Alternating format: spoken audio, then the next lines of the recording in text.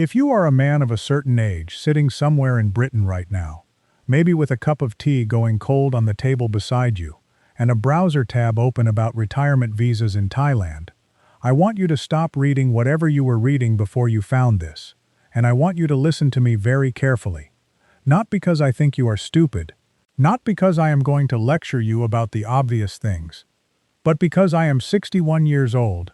I spent 34 years calculating other people's financial risk for a living, and I still signed my name to documents that cost me everything I had worked for, in a language I could not read, in a country whose customs I had never thought to properly understand. And if it could happen to me, I promise you, with absolute certainty, it can happen to you. My name is Alan. I am going to tell you this story from the beginning, because I think the only way any of it makes sense, the only way you can understand how a man like me ends up where I ended up, is if you understand where I started. I grew up in a terraced house in Wolverhampton, with parents who argued about money every single week of my childhood.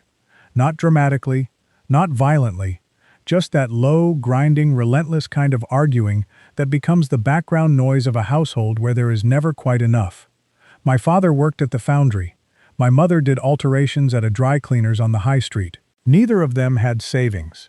Neither of them had pensions to speak of. The concept of financial security was something they talked about as though it were a country they could not afford to visit. I watched all of that, absorbed all of that, and I decided, quietly, privately, the way children decide the important things, that I was going to be different. I studied hard. I got into actuarial science at the University of Birmingham, which sounds impressive, and is honestly just a very precise way of saying I was good at figuring out how likely bad things were to happen, and what they would cost when they did. I built a career at a mid-sized underwriting firm in the city. 34 years, steady progression, the kind of professional life that does not make exciting dinner party conversation, but produces, at the end of it, a very satisfying pension and a very respectable early retirement package when the firm restructures and your role is made redundant at 59. I got a letter. I got a handshake. I got £180,000 in a lump sum on top of what was already sitting in my ISA, which by that point had grown to a figure I am still privately proud of.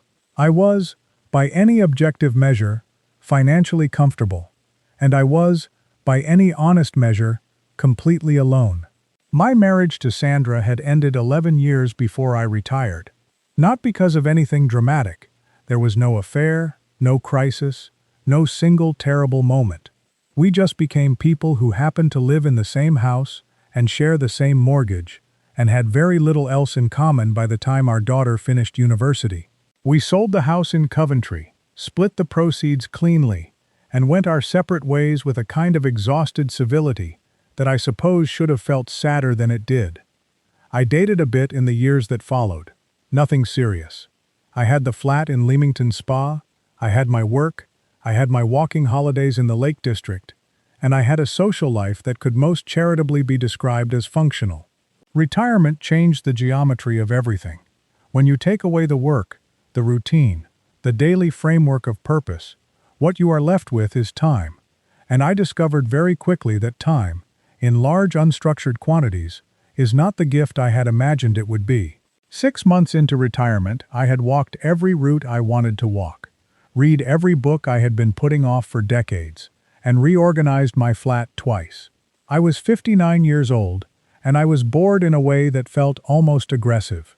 Not the pleasant boredom of a lazy Sunday, but the hollow, purposeless kind that makes a man look at his life and wonder what exactly he has been building toward. It was my colleague Graham, or rather, former colleague, we had both been made redundant in the same round of cuts, who first mentioned Thailand. Graham had gone out there 6 months before I retired, just for a holiday initially, a 3-week trip around Bangkok and Chiang Mai and the islands, and he came back talking about it the way some men talk about religion after a conversion. The food, the cost of living, the warmth, the sense of possibility. He told me a man could live well in Thailand on a fraction of what it cost to live in Britain. He told me the people were the friendliest he had encountered anywhere in the world. He told me he was thinking of going back, maybe for a longer stay. I listened to all of this with the politely skeptical attention of someone who had already decided he was not interested. Thailand was for gap year students and aging hippies and men going through midlife crises, or so I had decided, without ever having been there or really thought about it seriously. But the boredom kept building, and Graham kept sending photographs. Bangkok temples at dawn, plates of food that looked extraordinary, a lifestyle that looked, from the outside, genuinely alive.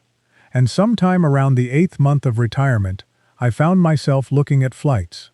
I booked 2 weeks in January. Told myself it was just reconnaissance. A holiday, nothing more than that. What nobody tells you about arriving in Bangkok for the first time, or at least nobody told me, is the immediate, almost physical sensation that the city wants something from you. Not in a threatening way, in an energetic way. The heat when you step out of Suvarnabhumi is unlike any heat I had encountered before, dense and alive, wrapped around you like something with intention. The traffic is extraordinary and inexplicable and somehow flowing. The smell of the street food stalls hits you before you have even properly oriented yourself. And there is noise everywhere, not the monotone noise of a British city, but noise in layers, tuk-tuks, and motorcycle taxis, and vendors, and music from shop fronts, and the sky train overhead, all of it simultaneous, and somehow not chaotic, but vibrant. I know how this sounds. I am aware that every man who has been where I have been tells this part of the story in exactly the same way. The arrival, the awakening, the sense of possibility. I am telling you it anyway because it was true, and because I think you need to understand how that feeling works if you are going to understand everything that came after. I stayed in a hotel on Sukhumvit, in the Asoke area, which Graham had recommended as a good base. I spent the first 3 days doing the things you do when you are new somewhere, and being careful about it. The Grand Palace, Wat Pho, the floating market, Chatuchak on the weekend. I ate pad thai at a pavement stall at 11 o'clock at night, and felt something I had not felt in years. Something I am embarrassed to name precisely, but which was closest to being properly present in my own life. Not watching it from a distance, the way I had been doing for longer than I wanted to admit. On the 4th day, I took the MRT down to Yaowarat, Chinatown, because I had read about it and was curious. Yaowarat Road at midday is one of the more disorienting streets I have ever walked down. The gold shops stretch along it in an almost unbroken line on both sides, hundreds of them. Their window displays dense with yellow gold in quantities that seem impossible, until you understand that gold is currency here, in a way it simply is not in Britain, that Thai families have been storing their savings in gold jewelry for generations, that the gold shops are as much a financial institution as a retail one. I did not understand any of this at the time. I walked along the street looking at the displays with the cheerful ignorance of a tourist who finds something aesthetically interesting without any interest in comprehending its function. I had stopped outside one of the larger shops, a place with a red and gold fascia, and a glass front displaying elaborate necklaces and bracelet sets in 96.5% Thai gold, the particular yellow that looks almost orange compared to Western gold, when a young woman came out of the shop next door and nearly walked into me.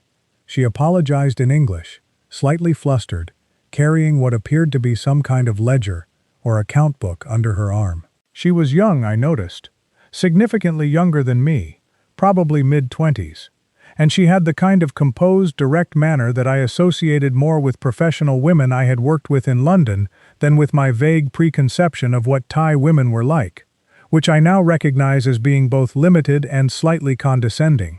Her name was Grace, I should say, and I want to be precise about this because I think it matters, that nothing about our first conversation felt like a setup. We stood outside that shop for maybe 15 minutes, talking in the slightly formal way that people do when they have nearly collided on a pavement and are both being polite about it.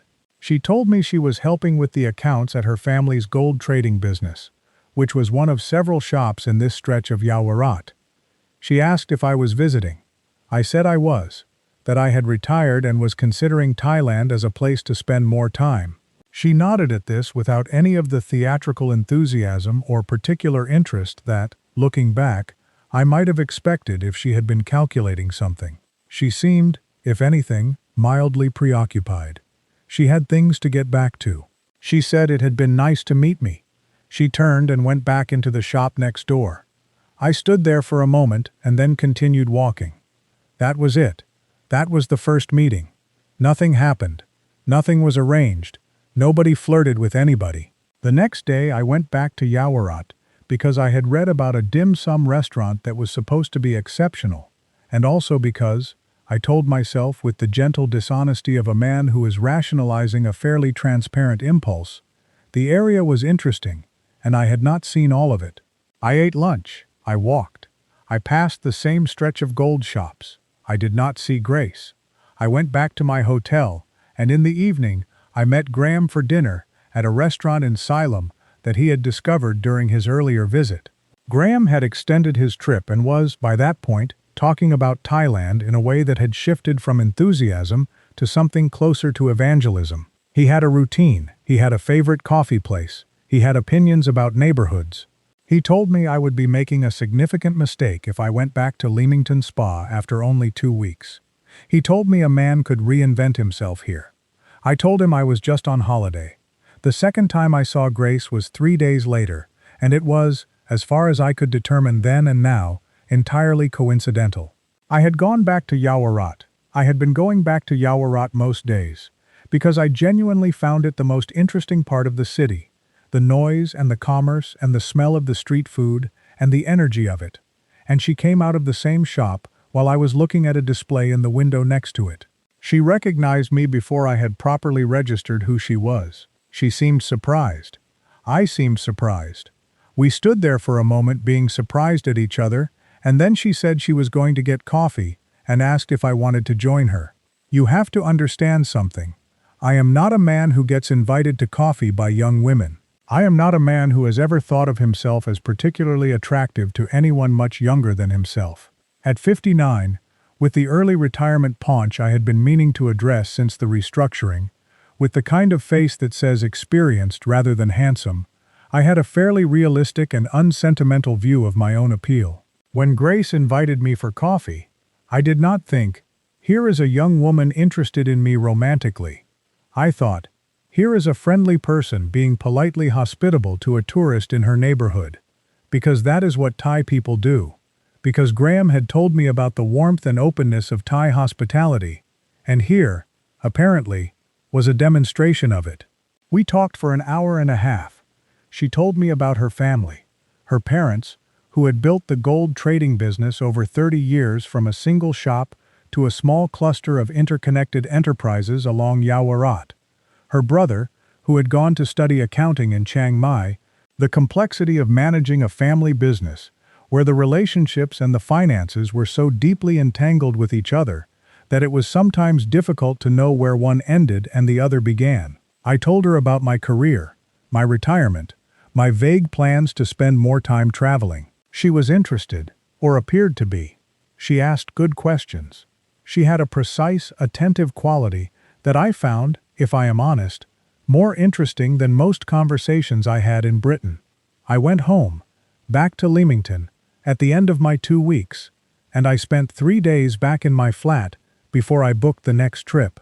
People think, I know they think this, because I have had the conversations since, the ones where you can hear the thought behind the polite words. People think that a man of 60 getting involved with a woman of 25 is obviously, self-evidently, a man who has lost some crucial faculty of judgment. They think, what did he expect? They think, surely he knew. And from the outside, from a comfortable distance, I understand why it looks that way. But I want to push back on that, because I think the actual mechanics of what happened are more instructive than the comfortable version where I was simply a foolish older man who wanted to feel young again. What I felt with Grace in those early months was not primarily physical or romantic. Or rather, it was not only that, and the other things were the ones that actually got me. She was intelligent. She was curious about my professional background in a way that felt genuine rather than flattering. She thought carefully before she spoke. She had an understanding of financial systems. The gold trading business requires a sophisticated grasp of commodity prices, of credit relationships, of the way money moves through an extended family network, that I found, honestly, impressive. When I was with her, I felt, for the first time since retirement, that I was in conversation with someone who was operating at something like my level of engagement with the world, and she never asked me for money. Not once, in those early months. I want to be absolutely clear about this, because I know how these stories usually go, and I know what you are expecting. She never asked for a loan, never mentioned a family emergency, never suggested I invest in anything. When we had dinner, she sometimes tried to pay. She had a job, a role in the family business, a salary. She was not, by any outward sign, pursuing me for financial reasons. I came back to Bangkok in March, the year after I retired. I stayed for a month. Graham was there, and we had dinner twice a week, and I explored the city more systematically, and I saw Grace 3 or 4 times a week. By the end of March we were, and I use this word knowing how it sounds, together. Not dramatically, not with declarations or scenes. Just together. She would meet me near my hotel in the evenings. We would eat at the small restaurants she liked, away from the tourist strips, the places where the plastic chairs were set up on the pavement outside, and the menus were laminated, and the food was extraordinary, and the prices were nothing. She would talk to me about the business. I would tell her about the cases I had worked on in my career, suitably anonymized, and she would listen with what appeared to be genuine interest. I went home again at the end of March. I came back in June. By June the arrangements were different. I was not staying in a hotel anymore, but in an apartment that Grace had helped me find in a building in the Bangkok area, near the river, a short MRT ride from Yaowarat. It was a sensible arrangement, I told myself, and it was cheaper than the hotel, and both of these things were true. I also told myself that I was simply being practical, and that the fact that Grace sometimes stayed in the apartment with me was a separate matter, and not the reason I had taken the apartment, which was also true. Technically. It was in June that I first heard the word suapathong, used in a context that I now understand differently than I did then. I was in the gold shop, Grace's family's main shop, on Yaowarat, where I had taken to stopping in during the late mornings to drink tea with her mother, while Grace finished whatever she was working on before we met for lunch. The mother, a brisk and capable woman in her late 50s, whose English was limited, but whose arithmetic was formidable, was having a conversation with another woman, a customer of some kind, and Grace translated selectively for me. The customer was, Grace said, asking about pawning some gold items. I nodded. I understood pawning. Pawn shops existed in Britain. The concept was not alien. What I did not understand, what I had no framework to understand, was how deeply and complexly the gold credit system was embedded in Thai financial life. How a gold shop was not just a retailer but a lender, a depository, a credit institution. How families used gold as collateral for loans, in ways that involved paperwork, guarantors, credit agreements. How your name, attached to a gold account at a reputable Yaowarat shop, carried financial weight in a way that had no real equivalent in the British financial system I had spent my career navigating. I learned none of this in June. I drank my tea and smiled at Grace's mother, and waited for Grace, and thought about where we might go for lunch. We went to a restaurant that had been operating from the same location on a side street off Sharoan Krung Road for over 40 years. I ordered something I did not recognize from the menu, and it arrived, and it was one of the best things I had ever eaten. I remember this clearly. The metal bowl, the broth that had been simmering since before I woke up, the particular quality of the light through the plastic sheeting over the pavement. I remember thinking, this is what it is supposed to feel like. This is what I was looking for. I should have paid more attention to what I did not understand. That is the thing I come back to, the thing that wakes me up at 3 a.m. now.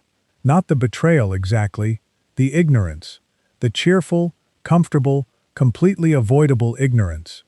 By September we were talking about something more permanent. Not in those words, not in any formal conversation. It was more that Grace began to talk about the future in the first person plural, began to reference things that would require a stable base, a fixed address, a more settled arrangement. Her mother was getting older. The business had some complexity around it, some debts, some restructuring, things she described in outline but not in detail, with a slightly evasive generality that I now recognize as a specific form of information management. I did not press. I had been in a marriage. I understood that people handled financial anxiety by not discussing it in full detail, and I respected the cultural differences in how these things were approached. In October, I met Graham for dinner at a restaurant in the Ari area.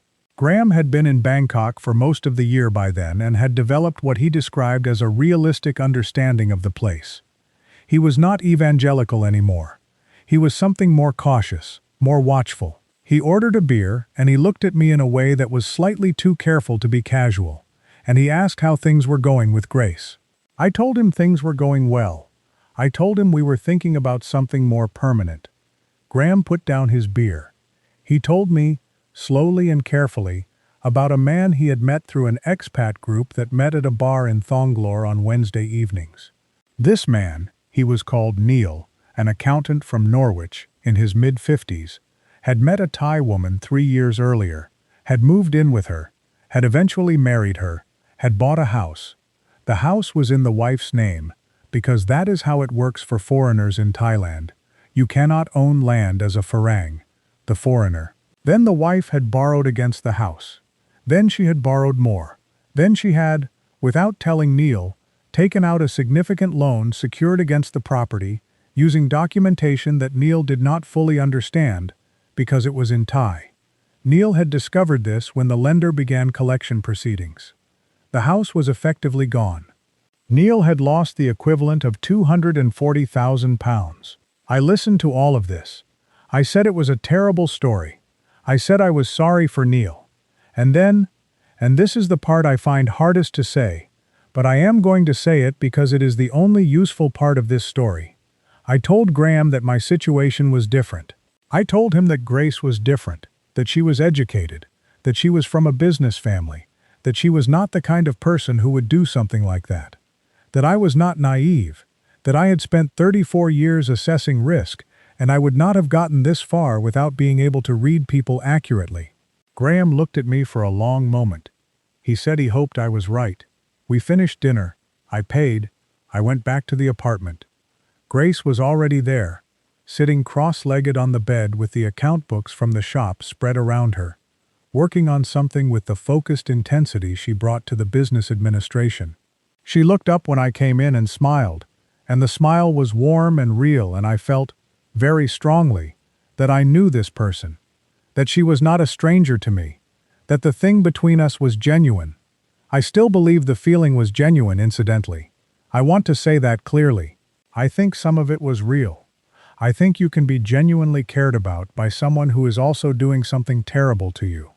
Those two things are not mutually exclusive, as much as I wish they were, because the exclusive version would be simpler. The documents came in November, not all at once. That would have been too obvious. The first set of documents were, Grace explained, related to the process of registering me in the Thai household registration system, which foreigners in long-term relationships sometimes did as a precursor to more formal arrangements. I would need to provide identification, a copy of my passport, and a signature on a form. Grace translated the form for me. Selected passages of it, I now understand, not all of it, and it seemed routine. Name, date of birth, nationality, address. The standard cartography of a person's official existence. I signed. The second set of documents came 2 weeks later. These were, Grace explained, related to the business, some administrative restructuring that her family's accountant had recommended, and my signature was required on one page as a reference or guarantor for a supplier arrangement. It was a formality, she said. It needed a foreign national signature as part of some regulatory process she described briefly, and which I did not ask her to explain in detail because I was making dinner at the time, and the explanation was happening in the background of me trying to deal with a gas hob I still had not fully mastered. I signed. There was a third set in December, for what Grace described as a tenancy agreement, for one of the business properties. My name was required because one of the documents needed to reference an overseas address, for some revenue purpose, that Grace described in English, so technically Thai-inflected, that I did not fully follow it, and did not follow it up.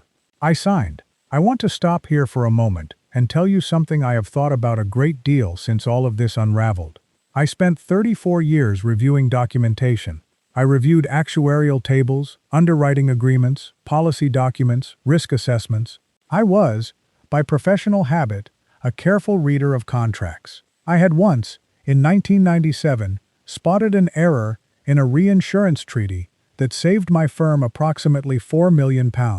I was not a man who signed things without reading them, but those were documents in English, documents in a framework I understood, using terminology I had spent my entire career with, in a system whose assumptions and structures were the same assumptions and structures I had built my professional life around.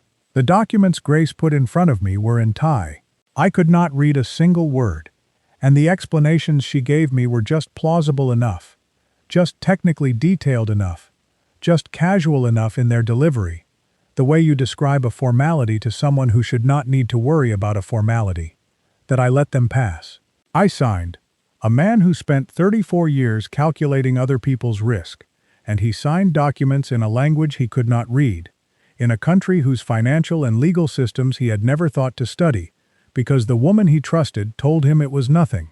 By the time January arrived, the new year, 14 months after I had first come to Thailand, I had moved most of my affairs over.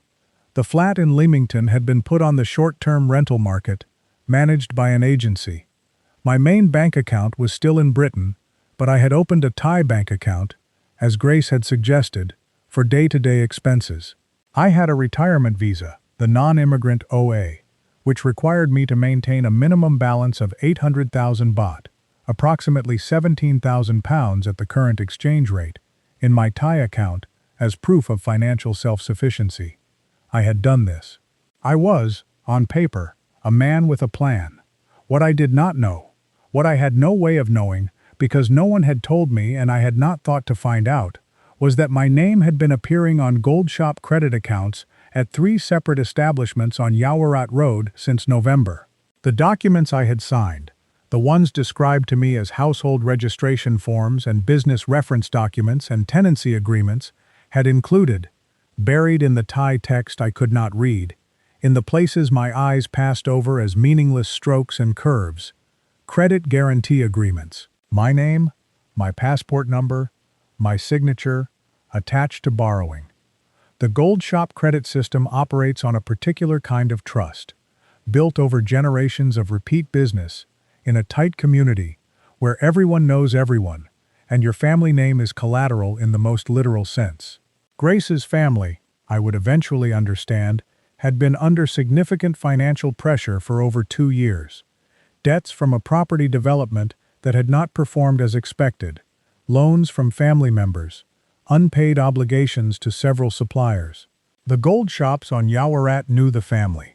They also knew that a Western Farang with documented assets and a British address could be attached to accounts as a guarantor, in ways that would give those accounts a different kind of security. I had been collateral. That is the cleanest way to say it. I had been made into a financial instrument without my knowledge, and the instrument had been used. I found this out in March, not through any confrontation or discovery scene, but in the most mundane possible way. I had been in the habit, since returning to Britain briefly in February, to check on the flat and deal with some tax administration, of running a credit report on myself. Something I had done annually since my 40s. A professional habit, the same way some people do an annual health check. I ran the report in March from the apartment in Bangkok, on a Tuesday morning, because I had a letter from HMRC that required me to confirm some figures, and I wanted to have the full picture in front of me. The report came back with items I did not recognize. There were 3 entries from Thai financial institutions. The addresses were in Bangkok. The account references were numbers I had never seen before. The amounts, and I stared at these for a long time, my tea going cold beside me, the noise of the traffic coming up from the street below, totaled, converted from Thai baht at the exchange rate listed on the report, approximately £180,000. I read the first line, then the second. Then I put the laptop down on the table, and I sat very still for what I think was probably 15 minutes, though I could not tell you with any accuracy. I was aware of the ceiling fan.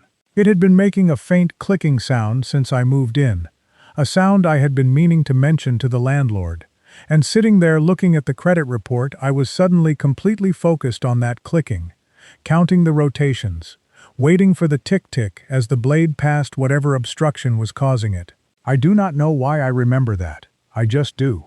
I did not panic immediately. This is worth noting, because it tells you something about how denial works, and about how the professional habit of wanting more data before reaching conclusions can be, in certain circumstances, precisely the wrong way to approach a situation. I told myself there had been an error. I told myself the report had pulled incorrect data, had confused my name with someone else's, had made some administrative mistake in the cross-referencing of international financial records. I told myself these things with great sincerity, because I needed to tell myself something, and these were the available options. I did not tell Grace that morning. I spent the rest of the day researching. I looked up the 3 institutions listed on the report. They were all real. They were all, 2 of them specifically, gold trading financial entities in the Yaowarat area. The third was a lending institution that had, based on everything I could find, a close relationship with the gold trade in Bangkok's Chinatown district. I read about Thai gold shop credit systems. I read for the first time about how gold borrowing worked, about guarantor structures, about how a foreigner's name and passport documentation could be used to extend credit lines. By the evening I understood what had happened, or rather, I understood the mechanism of what had happened. The full shape of it, the intention, the planning, the duration, the number of times I had signed documents that were not what I was told they were, that took longer. When Grace came back to the apartment that evening, I was sitting at the table with the credit report on the laptop in front of me. I turned it around so she could see the screen. What happened next is something I have replayed many times, partly because it was the most significant conversation of my adult life, and partly because I keep looking for the moment, the exact expression, the half-second of something in her eyes, that would have told me, if I had been faster, if I had been sharper, what was coming. What came, when she looked at the screen, was a very particular kind of stillness. Not the stillness of someone reading something they have not seen before, a different kind of stillness. A stillness I now understand as the stillness of someone deciding what version of events to present. She sat down across from me. She told me the situation with the family business had been more serious than she had led me to understand. She told me her family had needed to access credit urgently, and that the gold shops would not extend credit on the basis of the family's existing accounts alone, because the existing accounts were already substantially drawn. She told me that a foreign guarantor was the only solution available to them at the time. She told me she had always intended to pay the debts back before I found out about them. She told me she was sorry. I asked her how long she had been planning this. She did not answer that question. I asked her if the documents I had signed, the household registration forms, the business reference papers, were what she had described them as. She did not answer that question either.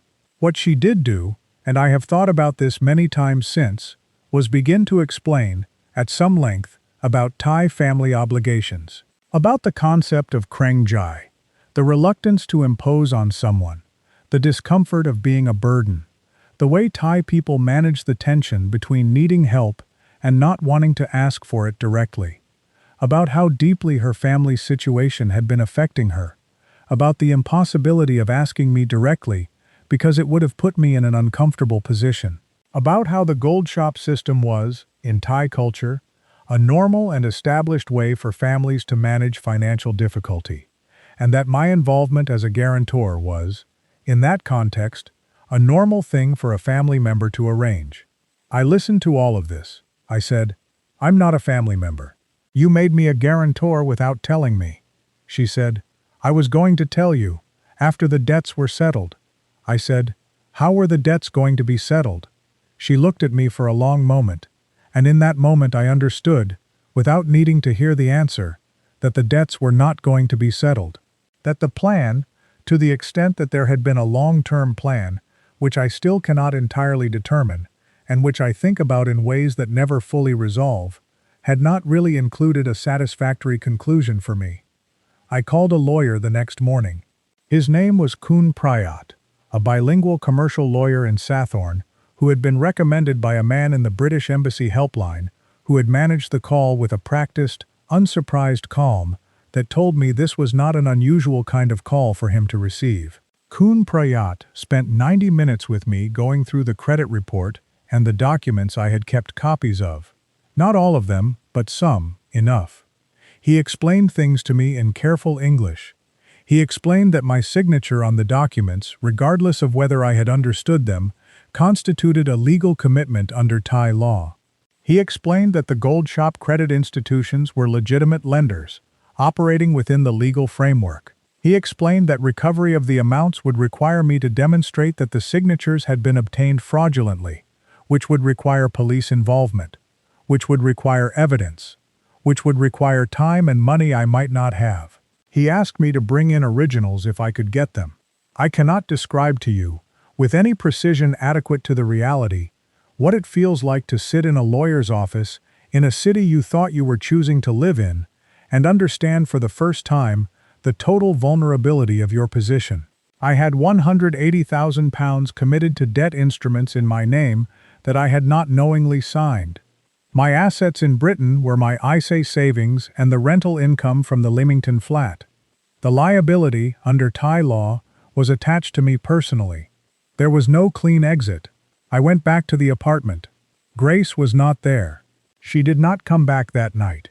When I called her the next morning, she answered after 4 rings with a careful, slightly formal voice that was unlike any voice she had used with me before, and she said she was at her family home and needed some time. I said I understood. I did not understand.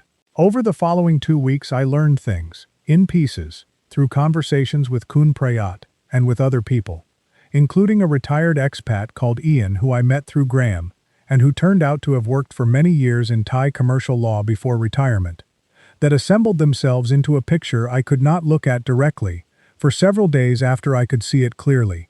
The total credit drawn down against accounts with my name as guarantor was, converted to sterling, £178,400. The accounts had been used to liquidate family gold assets that had been pledged as collateral against the family's existing debts. Essentially, the new credit had been used to pay off older creditors, redistributing the debt rather than reducing it. The assets that had been liquidated, the gold, jewelry, and bullion that had been pledged, were gone. There was nothing behind the credit agreements except my name. Grace's family still occupied the shop premises on Yaowarat. They were still trading, or appearing to trade. The mother, who had given me tea every morning and called me by a Thai honorific I had been flattered to learn, had known about the arrangements. I established this through Ian, who spoke Thai and who had, with my permission, made some discreet inquiries through his own network. I calculated the total one evening with a bottle of scotch and a calculator. Not because I needed the calculator, but because the act of writing the numbers down and adding them seemed necessary. A kind of ceremony of reckoning. The credit liability, £178,400. The legal cost to attempt recovery, as estimated by Kun Prayat, probably between £30,000 and £60,000 with no guarantee of success. The money I had spent in Thailand over 14 months, rent, living expenses, the costs of the apartment, restaurants, 2 flights back to Britain, approximately £18,000. The total exposure of the retirement package that was supposed to see me through the rest of my life. Everything. I sat there with the calculator and the whiskey and a piece of paper covered in numbers, and I thought about what it had felt like to arrive at Suvarnabhumi Airport on that January morning, a little over a year earlier, stepping out of the air conditioning into the heat, thinking that the city wanted something from me. I had been right about that. I just had not understood what it was. Graham came to see me 2 days after I told him what had happened. He sat across from me in the apartment where Grace's account books had been spread across the bed, where she had smiled at me when I came in from dinner, where I had felt certain that I knew her, and he did not say "I told you so," because Graham is a decent man, and he could see that there was nothing useful to be said. He said he was sorry. He said he would help me work through the practicalities. He put me in touch with a British consular contact who dealt with financial disputes involving UK nationals in Thailand. The process that followed was exactly as complicated and as expensive and as partially successful as Kun Prayat had indicated it would be. The police report was filed. The documentation was reviewed. The credit institutions, perfectly legitimate businesses operating within Thai law. I want to emphasize this. They were not in any sense the wrongdoing party. Were unmoved by the personal circumstances because the personal circumstances were not their concern. The liability attached to the agreements I had signed remained. What was negotiated eventually, over a period of months and with costs that depleted my savings further, was a repayment arrangement that reduced the outstanding amount through a settlement process I will not detail here, but which left me, at the end of it, in a position that was worse than anything I had imagined when I walked into Kun Prayat's office. I left Thailand in August. Not dramatically. No confrontation. No final scene. No last look that meant anything. I packed what I had brought, which was not much, because I had arrived as a tourist and never fully committed to acquiring the material markers of a settled life there, some instinct having apparently been smarter than my conscious mind about the permanence of the arrangement. I booked a one-way ticket to Heathrow. I took the BTS to Phaya Thai, and then the airport rail link to Suvarnabhumi. At the airport, I ate a plate of khao man gai at one of the restaurants in the terminal. It was very good. Thailand has excellent food, even in airports. I want to be fair about this. I am 61 years old now. The flat in Leamington has been sold. The sale completed last autumn, and the equity, after the mortgage was cleared, went toward the settlement and the legal costs. I am renting a room in Wolverhampton, which is a form of circularity I would find amusing if I were in a mood to find things amusing. My daughter knows what happened. She was kinder about it than I deserved, which meant more to me than I have managed to tell her. My pension, when it finally becomes accessible in 2 years, will be enough to live modestly. I will not be destitute. That is the limit of what I can say about my financial prospects. I spent 34 years calculating risk for other people. I assessed exposure. I quantified liability.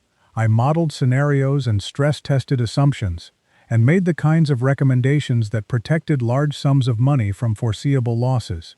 I was good at it. The plaques on my office wall, they are in a box somewhere now, I do not know where exactly, said so. And I signed documents I could not read, in a country I did not understand, because I wanted the life that was being offered to me more than I wanted to be careful about what it actually was. Here is what I know now that I did not know then, and I am going to be specific about this because specific lessons are the only useful kind. I know that Thailand has a sophisticated and long-established gold credit system that operates according to customs and legal structures entirely unlike anything in Western financial practice, and that any Westerner entering into a relationship with someone connected to the gold trade in Yaowarat should treat every piece of documentation they are asked to sign with exactly the same scrutiny they would give to a mortgage application in their home country. More than that, actually, more scrutiny. Because you are in an unfamiliar system with unfamiliar law and unfamiliar language. I know that the correct answer to being asked to sign anything in Thailand that you have not had independently translated by a lawyer you have engaged yourself, not a lawyer connected to your partner or your partner's family, is to say, I need to take this to my own legal advisor first. Not, can you explain what this says? Because the explanation is not the same as the translation. I know that Farang, in the context of Thai financial dealings, are not simply foreigners. They are, in some contexts, financial resources. This is not a statement about Thai culture as a whole, or about Thai people as individuals. It is a statement about a specific dynamic that has been documented extensively and that I had been told about by Graham and had dismissed, with serene confidence, as something that applied to other men, but not to me. I know that my situation is different, is the most dangerous sentence in the human vocabulary. The sentence that has preceded the bulk of recorded human catastrophe, personal and historical, in one form or another. My situation is different. She is different. This is different. Usually it is not different. Usually it is exactly what it appears to be, and the conviction that it is different is itself part of the mechanism. I know that the intelligence I brought to my professional life did not transfer to my personal life in Thailand, because the intelligence I brought to my professional life was always operating within a framework of rules, language, law, and custom that I had spent 34 years learning. Walk me out of that framework. Strip away the English language contract and the British regulatory context and the professional network of colleagues who would have read the same documents differently than I did. And I was not a risk assessment expert. I was a man in his late 50s who wanted to believe he had found something real. I do not know if Grace ever cared about me. I genuinely do not know. I have thought about this more than any other question, and I cannot resolve it. I think the feeling was real, or partly real, and the financial maneuvering was also real. And those two things coexisted in her in a way that I find genuinely difficult to understand, but which I have decided is probably more common than we like to think. People contain more than one thing. That is not a comfort. It is just true. If you are thinking about doing what I did, if you are sitting somewhere in Britain with a cup of tea and a browser tab about Thai retirement visas, and a life that feels like it has run out of forward momentum, I am not going to tell you not to go to Thailand. Thailand is a remarkable place, and for many people it works out well. What I am going to tell you is this: get a lawyer before you get a girlfriend. Learn enough Thai to at least know when someone is using your name in a sentence. Never sign a document you have not had translated by someone you have paid independently. Research the gold credit system before you get within 100 meters of Yaowarat with someone you trust, and understand that the skills you built in your professional life, the judgment and the experience, and the careful analytical intelligence, they work in the context that built them. Take them out of that context and test them in a place with different rules, a different language, a different set of financial customs that you have not spent 34 years learning, and you will find out, the way I found out, that expertise is not portable in the way you think it is. I spent my career calculating other people's risk. I never once turned the calculation on myself. By the time I did, the exposure was complete and the damage was done. And a man who never expected to be starting over at 61 is sitting in Wolverhampton working out how to make the numbers add up again. At least I have a story to tell. I wish I did not.